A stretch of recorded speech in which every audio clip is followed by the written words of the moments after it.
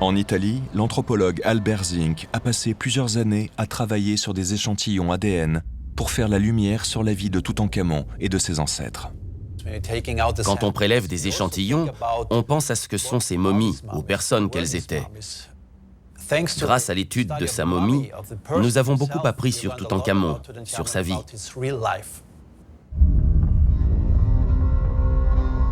Le docteur Zink a aujourd'hui établi un profil génétique sans précédent des membres de la famille royale de Toutankhamon, celle qu'on appelle la 18e dynastie.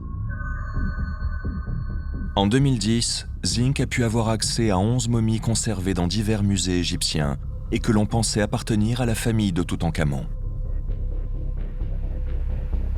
Les momies avaient été retrouvées dans différentes tombes de la vallée des rois. Toutes datées de l'époque de Toutankhamon.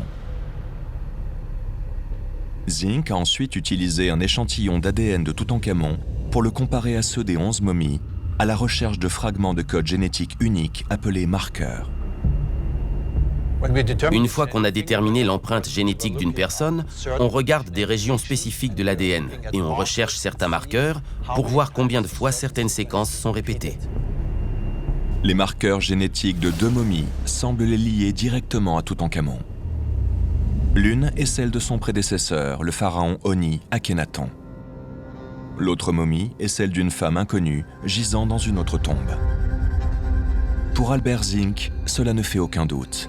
Il a trouvé les parents de Toutankhamon.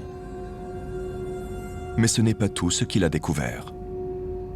D'autres résultats révèlent une vérité choquante sur l'arbre généalogique royal. Lorsqu'on compare les empreintes génétiques des deux parents, on voit qu'elles sont très proches.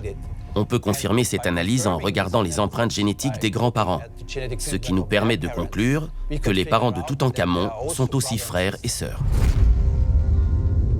Comme ses 2 enfants prématurés, Toutankhamon est lui aussi né d'un mariage incestueux.